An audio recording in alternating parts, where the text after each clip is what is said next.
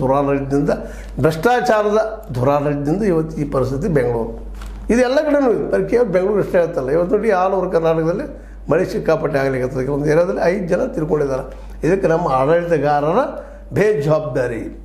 ಸಮಾವೇಶ ಮಾಡಿ ನಮ್ಗೆ ಬೇಡ ಅಂತ ಯಾರೂ ಅಂದಿಲ್ಲ, ಇನ್ನೂ ಜೋರ್ದಾರ್ ಮಾಡಿರಿ. ಆದರೆ ಬೆಂಗಳೂರು ಅದು ಸ್ವಚ್ಛಾಗಿ ಉಳಿಯುವಂಗೆ ನೀರು ಹರಿದು ಹೋಗೋಂಗೆ ಯಾಕೆ ಮಾಡಬಾರ್ದು ಅಂತ ಚೆನ್ನಾಗಿದೆ ಪ್ರಶ್ನೆ. ಅಲ್ಲೂ ಇದೇ ಪರಿಸ್ಥಿತಿನ ಯಾವುದೋ ರಾಜಕಾರಣಿ ನಾವು ಬಿ ಜೆ ಪಿ ಗೌರ್ಮೆಂಟ್ ಇರಲಿ, ಈ ನಮ್ಮದು ಕಾಂಗ್ರೆಸ್ ಸರ್ಕಾರ ಇರಲಿ, ಮತ್ತು ಇನ್ನೊಂದು ಯಾವುದೋ ಸರ್ಕಾರ ಇದ್ದರೂ ಅದು JDS ಸರ್ಕಾರ ಇದ್ದರೂ ಅದು ಅದೇ ಪರಿಸ್ಥಿತಿ.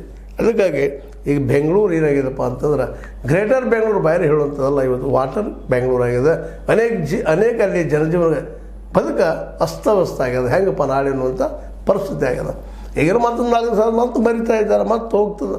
ಈಗೇನೋ ಎಲ್ಲ ನಾವು ಏನಪ್ಪ ಸಹಾಯ ಮಾಡ್ತಾಯಿದ್ದೀವಿ, ಸಹಕಾರ ಮಾಡ್ತಾಯಿದ್ದೀವಿ. ಇನ್ನು ಫೋಟೋಗಳ ಮೇಲೆ ಫೋಟೋಗಳು ಬರ್ತಾವೆ ಪತ್ರಿಕೆಗಳಲ್ಲೇ, ಇಲ್ಲಿ ತೆಗೆದ್ರಿ, ಇಲ್ಲಿ ಮಾಡಿರಿ, ಇಲ್ಲಿ ಸ್ವಚ್ಛ ಮಾಡಿದ್ರು. ಎಲ್ಲಿವರೆಗೆ?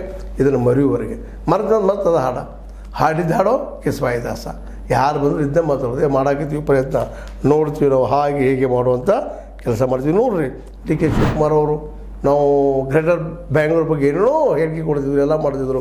ಈಗ ನಗ್ನ ಸತಿ ಹೊರಗೆ ಬಂತದ್ದು ಏನದಪ್ಪ ಇಲ್ಲಿ ಪರಿಸ್ಥಿತಿ ಅಂತೇಳಿ.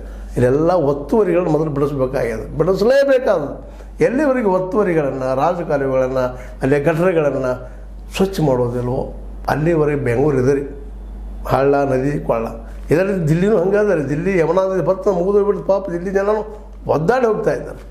ಈಗೆಲ್ಲ ಇದಕ್ಕೆ ಕಾರಣ ಅಂದರೆ ಒಂದನೇದ್ದು ಈ ನಮ್ಮಲ್ಲೇ ಪ್ಲ್ಯಾನ್ ಪ್ರಕಾರ ನಮ್ಮ ನಗರಗಳನ್ನು ನಿರ್ಮಿಸ್ತಾ ಇಲ್ಲ. ಎರಡನೇದೆಲ್ಲ ಎಲ್ಲ ನಗರಕ್ಕೆ ಹೋಗಿಬಿಡೋದು, ಉದ್ಯೋಗ ನಗರಕ್ಕೆ ಹೋಗಿಬಿಡೋದು, ಈ ಪರಿಸ್ಥಿತಿ ಆಗಿಬಿಟ್ಟದ.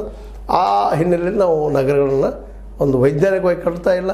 ಜೊತೆಗೆ ಯಾವುದೇ ಸರ್ಕಾರ ಇರಲಿ, ಯಾವುದೇ ಪಕ್ಷದ ಸರ್ಕಾರ ಇರಲಿ, ಅವ್ರು ಕೆಲವು ಅಧಿಕಾರಕ್ಕಾಗಿ ಈ ಒಂದು ರಾಜಕೀಯ ಮಾಡಿದ್ರೆ ವಿನಃ ಜನರ ಪರವಾಗಿಲ್ಲ. ಇದಕ್ಕೆ ಕಾರಣ ನಾವು ಸಹಿತ ಮತದಾರನು ಇದನ್ಯಾಗಲ್ಲ ಮತ್ತೆ ತಂದು ಹೇಳ್ತದೆ ಮೇಲೆ ಅಂದ್ರೆ ಮತದಾರ ಎಚ್ಚರಗೊಳ್ಳುವವರೆಗೆ